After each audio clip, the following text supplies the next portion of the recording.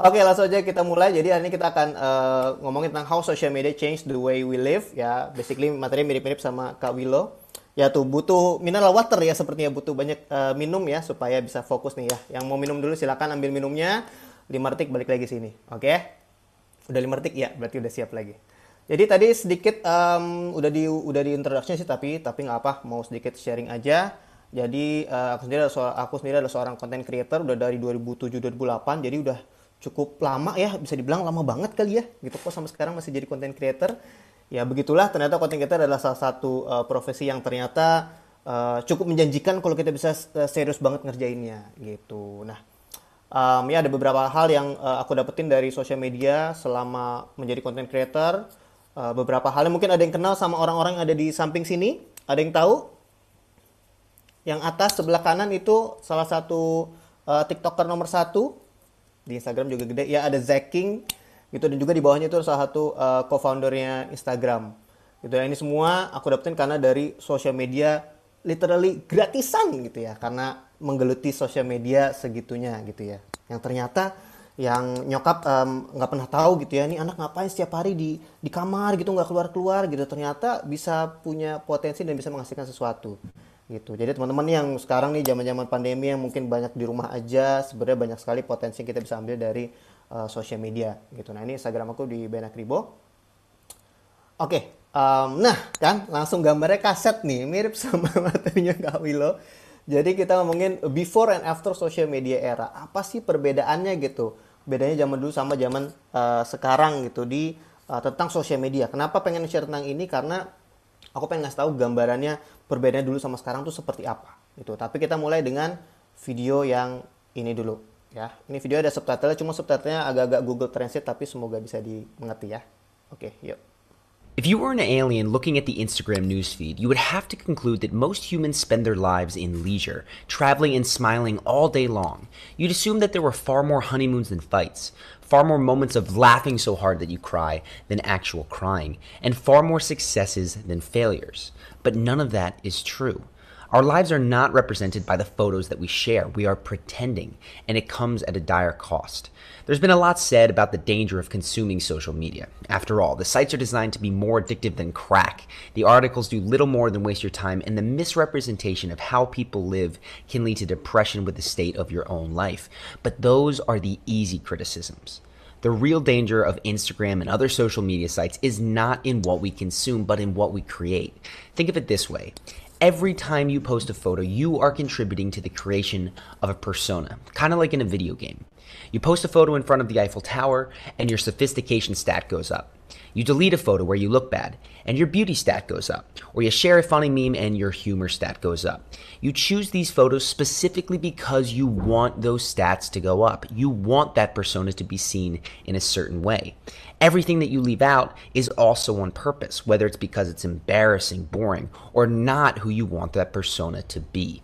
And all this is fine. Nothing is wrong with creating a persona. The problem arises when you get attached to that persona. When you look at your Instagram photos or your Facebook profile and you say, that is me.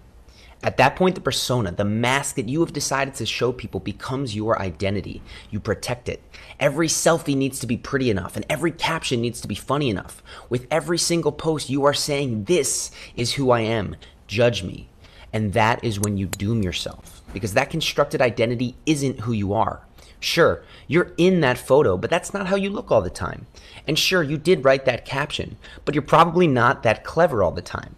Those moments are fragments of your life, carefully selected to make you appear a certain way. They aren't the whole you. And so even though you crave the validation from the likes and the comments, they don't really make you happy. In fact, the more that you care about those likes, the more that I can guarantee you will be unhappy. Why? Well, first off, it takes a lot of energy to create and manage an identity. Think of all the photos that you've ever taken and deleted, the time you've spent filtering, editing, plus the work you put into getting dressed up, knowing that you'll be seen later on Instagram. Think of the time spent crafting witty tweets and captions. You are trying to control how strangers perceive your reality when you do this, and it is incredibly taxing. Second, you sacrifice your own experience to promote your identity.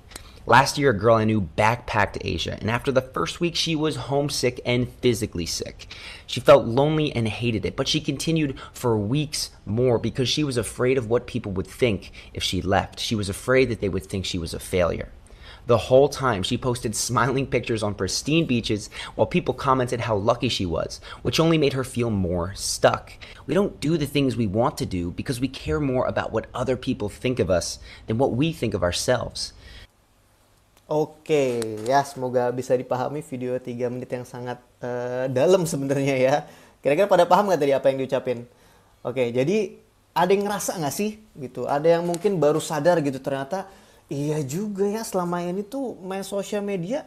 Iya ya ternyata tuh aduh mikirin mau selfie 100 kali tapi yang diposting cuma satu, pakai filter apa segala macam. Apa sih yang dikejar gitu? Untuk apa sih tujuannya gitu? Nah, di sini sebenarnya yang aku pengen share adalah bukan berarti itu sepenuhnya salah atau benar gitu ya. Intinya sebuah social media dunia digital itu punya potensi gitu ya, punya potensi yang besar gitu untuk kita melakukan dampak positifnya banyak gitu, tapi juga banyak dampak negatif. Nah, di sini aku pengen sharing supaya kita itu bisa tersadarkan gitu bahwa hal ini tuh sangat masif banget berada di kehidupan kita sekarang dan bagaimana cara kita menghadapi hal tersebut. Salah satunya adalah social media, tempat kita apa ya ya seperti sekarang kita di digital classroom, kita ngobrol, kita ngomongin nanti ntar misalnya di share di sosial media, di Instagram, di DM dan segala macamnya, kita perlu aware terhadap hal-hal dampak-dampak positif dan juga dampak-dampak negatif yang bisa terjadi dari hal-hal tersebut. Nah, apa sih perbedaannya? Kenapa aku pengen ngomongin perbedaannya zaman dulu sama zaman sekarang nih? Mirip nih ya, kita udah ngomongin kaset-kaset nih. Kalau ada yang paham kaset-kaset berarti sama nih hidupnya tahun 90-an. Nah, zaman dulu itu salah satunya adalah kita nih, bukan kita ya, lo aja kali bang ya. Aku dulu. Kita nggak punya instant access to see the world gitu. Kita nggak punya instant access untuk melihat dunia. Kita cuma bisa baca buku, baca majalah, atau mungkin ngobrol sama saudara atau keluarga yang udah punya banyak pengalaman gitu. Tapi kita nggak bisa tuh ngeliatin scrolling Instagram, ngeliat idola kita lagi ngapain. Oh dia habis pergi kemana ya, habis liburan kemana ya, oh habis beli mobil apa ya, kita nggak pernah tahu. Kita hanya melihat mereka tuh biasanya di TV gitu, ngeliat di TV dan itu pun mereka dalam keadaan acting gitu ya. Kita nggak tahu aslinya mereka seperti apa. Kita nggak punya akses ke sana. Jadi kita nggak ada apa ya, nggak punya, kita bisa dibilang tidak membanding-bandingkan bahkan hidup kita dengan hidup orang lain gitu. Goal kita tuh dulu biasanya ya aku pengen nanti kalau udah besar pengen jadi kayak ayah, pengen jadi kayak ibu. Mungkin sebatas itu aja, atau pengen jadi dokter, pengen jadi presiden dan segala macamnya gitu kan. Berbeda dengan sekarang, aku pengen kayak si A. Dia uangnya banyak, wah dia rumahnya besar dan segala macam. Aku pengen kayak si B gitu dan segala macamnya. Gitu ya. Itu bedanya gitu dulu dan zaman sekarang. Dan dulu juga itu kita nggak ada no instant gratification. Apa sih itu artinya? Zaman dulu tuh nggak ada, kita nggak mikirin ada berapa likes-nya, ada berapa subscribers-nya, followers-nya. Kita nggak ngomongin tentang itu gitu ya. Dulu ibaratnya gitu ya, kalau dulu misalnya aku bikin sebuah karya gitu, aku share ke teman-teman di sekolah gitu kan, ngasih lihat ke 5 teman gitu. Itu pasti udah happy banget karena kita ngedapetin apresiasi yang langsung, yang real dari orang yang langsung ngobrol sama kita. Itu rasanya lebih happy. Tapi kalau zaman sekarang, mungkin gitu kalian pernah hadapin juga gitu ya. Habis posting sesuatu nih, wah habis liburan atau mungkin habis bikin karya yang keren gitu kan, terus posting di sosial media gitu. Ternyata yang nge-like cuma 5, mungkin akan sedih banget gitu. Ya Allah, yang nge-like cuma 5, followers aku kan 200 kok. Yang nge-like cuma 5 pada kemana? Kayaknya semuanya pada benci deh sama aku. Mungkin udah berpikir seperti itu dan itu adalah sesuatu yang apa ya, bahaya sebenarnya gitu. Jangan sampai kita berpikir seperti itu gitu ya. Nah ya berbeda sama zaman sekarang gitu ya. Itu tadi ada beberapa contoh, sedikit contoh lagi sih. Misalnya kayak zaman dulu kita itu kalau misalnya mau ngobrol, ini kalau kita ngomong secara komunikasi ya, ntar kita nyambung ke masalah komunikasi dan juga di social media dan juga di digital classroom. Dulu kalau kita mau berkomunikasi, kita cuma punya surat ya, kita kirim-kiriman surat gitu ya. Dan kita ada zaman dulu SMS, dan SMS itu dulu tuh mahal ya. Mahal dan kita harus nunggu balasan SMS itu juga cukup lama gitu. Pulsa itu mahal dan segala macamnya. Jadi, typically ya, ini berdasarkan observasi aku gitu ya. Orang-orang zaman dulu tuh lebih sabar gitu karena kita nunggu banget. Ibaratnya nih dulu kita itu kalau mau nonton Doraemon ya, kita harus nunggu jam hari Minggu jam 8 pagi tuh kita harus nungguin di depan TV gitu. Dan kita nonton cuma setengah jam dan kita harus nunggu 7 kali 24 jam lagi buat bisa nonton episode terbaru dari Doraemon. Dan kita sabar nunggu 7 hari. Tapi kalau zaman sekarang, kita mau nonton apa udah langsung ada, tinggal search aja di sosial media gitu. Kita mau kirim pesan gitu kan, chatting gitu, baru 5 detik gitu kan, udah dikirim tapi nggak di-retweet, udah ngambek gitu kan. Aku udah kirim dari jam 3 tapi sekarang udah jam 3 lewat 2 kok belum dibalas-balas juga sih gitu kan. Kita bisa marah padahal baru 2 menit doang gitu kan. Nah, ini adalah apa ya, hal-hal yang masif banget gitu di zaman sosial media ini yang bisa mempengaruhi kita nih sebagai netizen, terutama kalian nih generasi muda yang dari kecilnya itu sudah cukup terpapar dengan sosial media, dengan teknologi dan segala macamnya gitu. Nah, apa sih perbedaannya gitu zaman dulu zaman sekarang? Zaman sekarang itu lebih banyak distractions-nya. Apa sih distraction?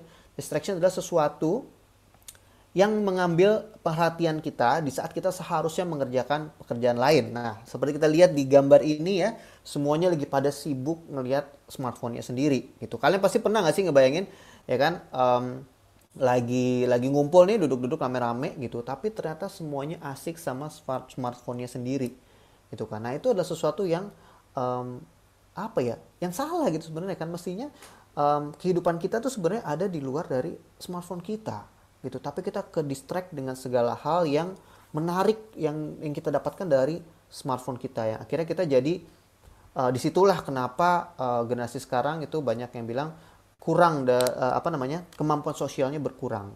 Kenapa? Karena mereka sudah terlalu sering menikmati hiburan di internet, tapi jadi lupa sama sekitarnya, lupa untuk ngobrol, udah ngumpul bareng lupa untuk ngobrol, makan malam sama keluarga lupa karena lagi asik nonton YouTube misalnya gitu, lupa nanyain kabar satu sama lain dan segala macamnya gitu. Dan yang lebih menyedihkan lagi gitu faktanya ya, distractionnya zaman sekarang itu ya internet, sosial media, chatting. Dan yang lebih mengerikannya, nggak mengerikan sih sebenarnya, yang lebih kenyataannya, 3 hal ini itu ada di benda yang selalu kita bawa setiap hari, yaitu adalah smartphone gitu. Yang artinya smartphone ini itu punya dampak yang sangat masif banget gitu untuk kehidupan kita gitu. Dan di sini aku pengen kalian semua gitu, teman-teman semua di sini at least aware dulu, menyadari bahwa ini tuh benda ini tuh sangat mempengaruhi banget gitu ya. Mau smartphone, mau laptop yang bisa terakses ke sosial media itu sangat punya pengaruh besar gitu. Dan kita harus sadar supaya kita bisa mengontrol diri kita dengan baik gitu. Oke, nah lanjutannya nanti ada di video abis ini.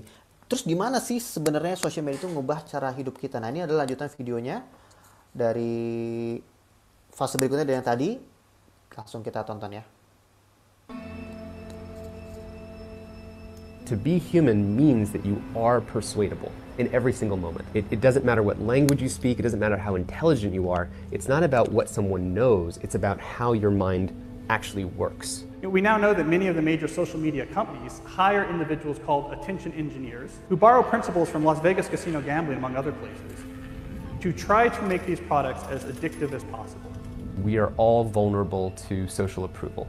We really care what other people think of us. When you upload a new photo of yourself on Facebook, that's a moment where our mind is very vulnerable to knowing what other people think of my new profile photo. And so when we get new likes on our profile photo, Facebook, knowing this, could actually message me and say, oh, you have new likes on your profile photo. It knows that we'll be vulnerable to that moment because we all really care about when we're tagged in a photo or when we have a new profile photo. I mean, I think we can all feel it. And it's as if we've been infected. It's if they've drilled a hole in the back of our head and now they've injected the virus and now we walk around searching for feedback using social media. We know that engagement with social media and our cell phones releases a chemical called dopamine. Dopamine is the exact same chemical that makes us feel good when we smoke, when we drink, and when we gamble. In other words, it's highly, highly addictive. You have an entire generation that has access to an addictive, numbing chemical called dopamine through social media and cell phones as they're going through the high stress. They don't have the coping mechanisms to deal with stress. So when significant stress starts to show up in their lives, they're not turning to a person, they're turning to social media, they're turning to these things which offer temporary relief. We know, the science is clear, we know that people who spend more time on Facebook suffer higher rates of depression than people who spend less time on Facebook. That's a problem. That's an addiction. If you're sitting in a meeting with people you're supposed to be listening to and speaking, and you put your phone on the table, you're just not that important to me, right? So you have an addicted generation that doesn't have the skill set to ask for help. Combined with the fact that they're so good at Facebook and Instagram, they're good at putting filters on everything. So they're good at showing you how smart and strong they are. These kids who commit suicide, you go look at their Instagrams, you would have no clue that they were depressed. People look like they have a much better life than they really do. People are posting pictures of when they're really happy. They're modifying those pictures to be better looking. People basically seem they're way better looking than they basically really are, and they're way happier seeming than they really are. So if you look at everyone on Instagram, you might think they're all these happy, beautiful people, and I'm not that good looking and I'm not happy, so I must suck. Some of the happiest seeming people, actually some of the saddest people in reality. Social media isn't real, but you don't ever see real life. The 99% of our lives, the behind the scenes, the unglamorous, unfiltered, day-to-day, bland normality. And you end up comparing your behind the scenes to other people's fake highlight reel and using others as a mirror or benchmark for how you should look, how successful you should be, or how you should live. You'll become your happier self when you stop putting pressure on yourself to be more like someone else. Oke ya, jadi tadi dijelaskan bahwa dalam sosial media gitu ada hormon ya, hormon dopamin gitu yang bikin kita tuh jadi segitu adiktifnya sama sosial media dan bikin kita tuh ya nggak pengen keluar dari sosial media. Nah, apa sih hubungannya dengan hal-hal seperti ini gitu? Nah, ini ada hubungannya dengan apa ya, anak-anak zaman sekarang gitu. Karena jujur aku sendiri kan udah cukup lama ngisi-ngisi seminar gitu, ngisi workshop juga, dan banyaknya anak-anak muda dari anak SD sampai SMA kuliah gitu ya. Itu memang beda-beda banget gitu, dan jujur zaman pandemi ini challenging banget gitu untuk ngajar secara online karena sudah beda banget gitu. Nanti kita ngomong kayak misal tadi udah sempat dibahas juga, mungkin kayak sekarang gitu, jujur aja nggak semuanya itu ngebuka kameranya gitu. Kita nggak tahu nih kita ngomong sama siapa gitu. Itu sebenarnya adalah salah satu cara untuk kita bisa lebih conscious, lebih sadar bahwa kita tuh sekarang lagi seminar loh gitu. Nah, banyaklah intinya. Ntar takut-takut terlalu panjang, jadi hopefully ntar videonya bakal di-share. Tapi sekarang aku pengen ngomongin tentang jenis-jenis netizen gitu yang berdasarkan observasi aku ya, dengan efek-efek sosial media seperti tadi gitu. Yang pertama, jenis-jenis netizennya seperti apa? Yang pertama kita lihat seperti dari video tadi, netizen yang memaksakan diri untuk tampil di sosial media melebihi kemampuannya gitu ya. Mungkin kita bisa lihat yang sebenarnya dia bisa dibilang nggak hidupnya jadi terlihat konsumtif gitu, padahal dia sebenarnya banyak cicilan lah, banyak utang dan segala macamnya, tapi karena dia melihat sekitarnya, wah dia punya ini, dia punya itu, aku pengen terlihat keren, aku pengen likes-nya banyak, aku pengen punya handphone terbaru dan segala macamnya, akhirnya memaksakan diri. Dan ini nggak cuma buat anak muda doang ya, untuk yang dewasa pun juga banyak yang seperti ini gitu. Jadi efeknya luar biasa gitu. Dan yang berikutnya, ini tadi salah satu quote dari videonya adalah, you will become your happier self when you stop putting pressure on yourself to be more like someone else. Jadi sebenarnya kita bisa lebih happy kalau kita itu berhenti untuk melihat putting pressure on ourselves gitu ya, untuk menjadi orang lain gitu. Nah, ini tuh sebenarnya ngomongin soal mental banget gitu, karena dengan dunia digital ya, kita setiap hari nontonin dunia digital, kita jadi kayak merasa, aduh banyak banget gitu ya anak-anak muda yang ngerasa, aduh kok dia keren banget sih, udah bisa ini, udah bisa itu, aku nggak bisa apa-apa, berarti aku jelek ya, berarti aku nggak ada bakatnya ya, udahlah aku nggak usah ngerjain inilah, udah aku nggak usah bikin konten lah dan segala macamnya. Nah, itu adalah hal-hal yang semestinya kita itu tidak hidup untuk bikin orang lain impress sama apa yang kita lakukan gitu. Kita justru mestinya lebih fokus sama diri kita sendiri gitu. Nah, disinilah akhirnya muncul lagi model-model jenis netizen yang pendiam gitu, yang merasa nggak seperti teman-teman yang lain karena yang lain kayaknya keren-keren, postingannya bagus-bagus, akhirnya dia memilih untuk diam. Dia akhirnya nggak manfaatin sosial medianya gitu kan, atau mungkin dia cuma akhirnya dia jadi pasif karena merasa nggak percaya diri gitu, udah gue diam aja deh, yang lain kayaknya keren-keren, udah aku nggak bisa apa-apa, akhirnya jadi seperti itu. Atau juga muncul yang seperti ini, yang nggak percaya diri, yang suka menjadi anonymous gitu. Dia suka, dia malu kalau akunnya dilihat sama orang lain, dia malu untuk posting sosial media, dia malu untuk komen, dia malu untuk DM dan segala macamnya. Akhirnya mereka bikin second account gitu. Dan aku yakin banget di sini pasti banyak yang punya second account ya, ngaku aja. Nah itu apa sih tujuannya untuk apa sih? Apakah untuk komenin orang kah biar nggak kelihatan? Tuh ada 7 tuh. Setia lihat tuh ada 7. Waduh, kagak paham lagi dah kenapa bisa ada 7 tuh second account ya. Untuk apa tuh masing-masingnya kan? Nah itu loh, kenapa gitu. Padahal ya apa salahnya sih kita tunjukin kita jadi diri sendiri untuk kita manfaatkan sosial media gitu. Apa salahnya kalau ada orang komen sama kita, ngomentarin kita, feedback dan segala macamnya, Pak, sebenarnya nggak masalah gitu. Cuma kadang kita itu terlalu mikirin apa kata orang lain tentang kita, yang akhirnya itu meracuni pikiran kita dan akhirnya kita jadi udahlah, gua nggak percaya diri lagi, udah gua kayak nggak bisa apa-apa kayak gitu ya. Nah, jangan sampai udah anonymous terus akhirnya menjadi netizen yang seperti ini. Ini ada sedikit cerita. Hey guys, back with your geek, Ben Akribo. Jadi minggu lalu gue baru aja nonton video beberapa tahun yang lalu, betul, betul. yang ngebahas soal bocah-bocah yang baru aja bikin video YouTube. Halo guys, kembali lagi di channel Let's Do Production Yosafa. Hey guys, kali ini saya akan mereview pemain. Hi guys, this is Aska. Yo, what's up? Balik lagi dengan gua Asmi aka Game Fit. Halo. Dan dapat banyak komen hate yang kejam, bahkan beberapa di antaranya itu sangat kejam dan kasar banget.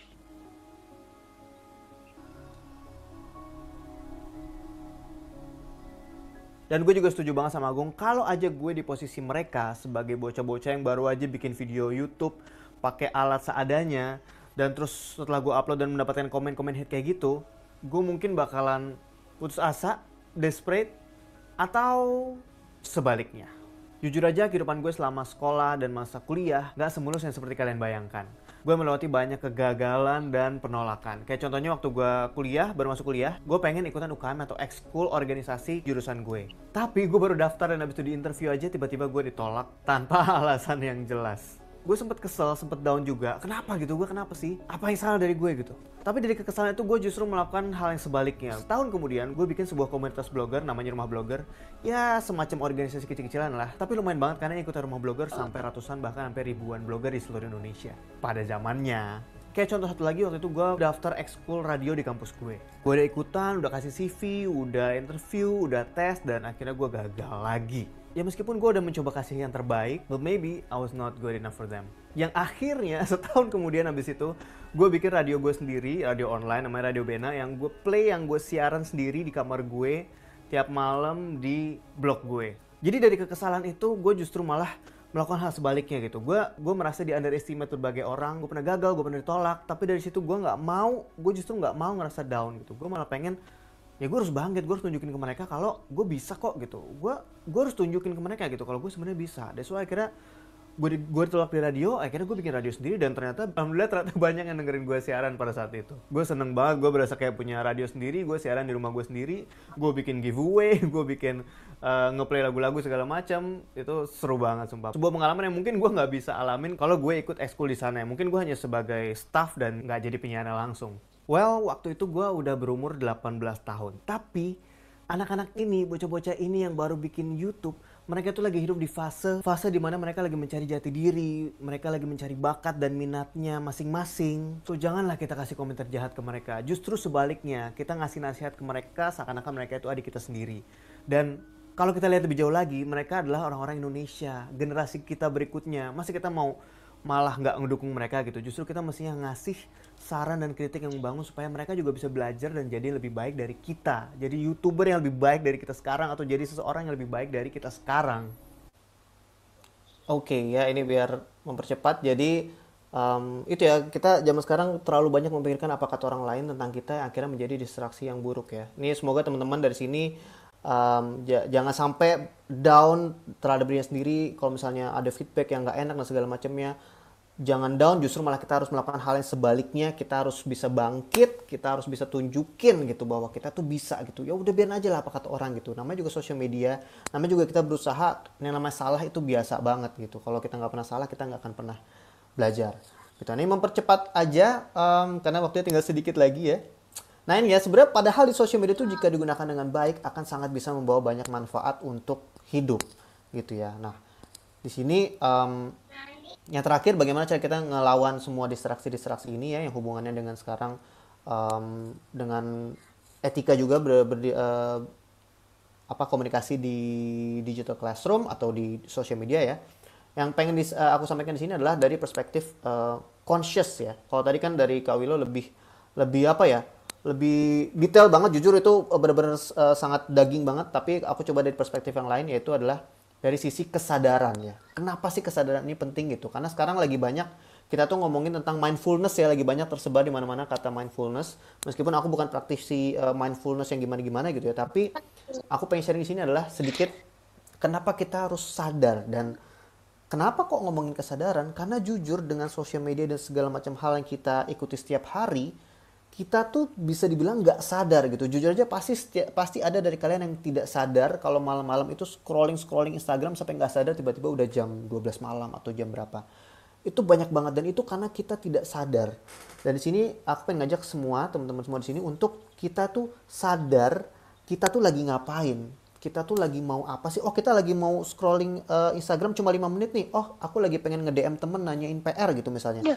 Oh, aku lagi pengen ikut seminar nih gitu. Oh, berarti aku harus siap, aku harus tunjukin yang terbaik gitu. Jangan berarti oke, mau seminar ya udah deh tinggal nyalain terus tiduran gitu kan santai-santai. Jadinya tidak sadar dan akhirnya terdistract dengan hal-hal yang lain. Oh, kayaknya di YouTube ada YouTuber kesukaan aku habis ngupload video baru misalnya dan segala macam. Akhirnya nggak conscious. Dan kesadaran itu sekarang lagi berharga banget. Gitu. Nah, dalam social meet up gitu ya, dalam online dan offline itu butuh banget sadar gitu ya, supaya kita tuh makin apa ya, kalau kita social meet up gitu ya, ketemu gitu kalau saat offline gitu. Kalau dari aku sendiri nih tips-triksnya adalah kalau misalnya ketemu sama teman-teman ya, kalau offline, handphone itu bukan ditaruh di meja, nggak ngadep atas, nggak ngadep bawah, tapi taruh di kantong dan di silent atau mungkin vibrate doang. Kenapa? Karena kalau misalnya ini udah ada di meja, ngadep ke atas, terus ada satu yang muncul notifnya, ting gitu kan. Udah yang satu ngeliat handphone, yang lain merasa tidak penting, dan akhirnya semua lihat handphone. Semuanya jadi nggak fokus, nggak conscious lagi, semuanya jadi merasa ke handphone. Dan ini adalah penyebab apa ya, kemampuan sosial kita tuh berkurang gitu. Nah, begitupun juga online deh. Jujur, aku sendiri sebagai pengisi ya, ini aku cuma ngomong di sebuah ruangan, ada ratusan orang di sana, cuma aku nggak tahu ada berapa banyak yang dengerin. Jujur aku pasti punya perasaan seperti itu. Aku nggak tahu berapa orang yang dengerin, karena nggak semuanya nyalain kamera gitu ya. Aku seperti ngomong sama tembok gitu kasarnya gitu ya. Tapi kalau misalnya kalian lebih bisa nyalain kamera, itu kami nih para yang mengaji itu pasti akan lebih happy gitu, karena kita lebih merasa sadar bahwa wah, kita tuh benar-benar lagi diapresiasi nih. Oh, teman-teman lagi pada semangat nih dengerin gitu ya. Nah, yang alhamdulillah nih banyak yang rame di chat. Aku sebenarnya seneng banget karena merasa bahwa wah, ternyata banyak yang perhatiin, dan itu tuh sangat penting banget untuk both mentally kita berdua gitu loh. Gitu ya. Itu singkat aja. Dan hal-hal kecil tuh seperti kita gunakan emoji, kita gunakan voice note, kita gunakan voice call, video call. Kurangi teks gitu, karena teks itu biasanya bikin kita tuh jadi interpretasi kita tuh macem-macem gitu ya. Kalau misalnya ada gangguan nggak bisa on video, nggak apa-apa, it's okay banget. Tapi untuk bisa aktif, wah mantep banget sih. Jadi biar kita merasa lebih terapresiasi gitu. Kenapa pakai emoji, voice note, dan video call? Supaya kita lebih real gitu kalau kita ngobrol. Karena kalau teks itu biasanya interpretasinya bisa macem-macem gitu. Jadi nggak apa-apa banget pakai emoji biar kita lebih bisa ngebayangin nih orang sebenarnya lagi apa sih ekspresinya gitu. Jadi biar lebih kelihatan. Yang terakhir nih ngomongin tentang social media dan dunia digital juga, jadilah diri sendiri gitu. Do what makes you better and don't live to impress. Ini ketutupan sebentar. Sorry. Ya, be yourself in social media. Do what makes you better. We don't live to impress people. Kita itu hidup ya, kita fokus sama diri kita sendiri. Social media itu banyak banget sisi positifnya yang bisa kita gali, bisa kita pelajari. Jujur, aku sendiri aja belajar tentang content creator, editing, dan semuanya itu pure dari internet aja. Bahkan nggak ada les-lesnya dan segala macamnya gitu. Kalau kita gali banget, kita manfaatin waktu, kita sadar, ya kita bisa gitu. Dan kita nggak perlu memperhatikan berapa likes yang kita dapat, berapa subscribers, followers yang kita dapat. Kalau kita seneng dengan apa yang kita sukain, ya kita kerjain aja gitu. Insya Allah ke depannya pasti akan ada hasilnya lah gitu. Hasil pasti tidak akan pernah membohongi gitu dari usaha-usaha kita Gitu aja sih, semoga ada nyambung ya, semoga ada manfaatnya dan juga nyambung dengan materi hari ini. Semoga teman-teman bisa lebih conscious lagi gitu ya dalam bersosial media dan juga social meet up seperti digital classroom seperti ini dalam dunia online dan juga offline. Dan ya udah kira-kira gitu aja dari aku sendiri sebagai content creator di sini yang bisa sharing. Semoga bermanfaat. Langsung kita lanjut lagi ke Q&A berikutnya. Assalamualaikum warahmatullahi wabarakatuh.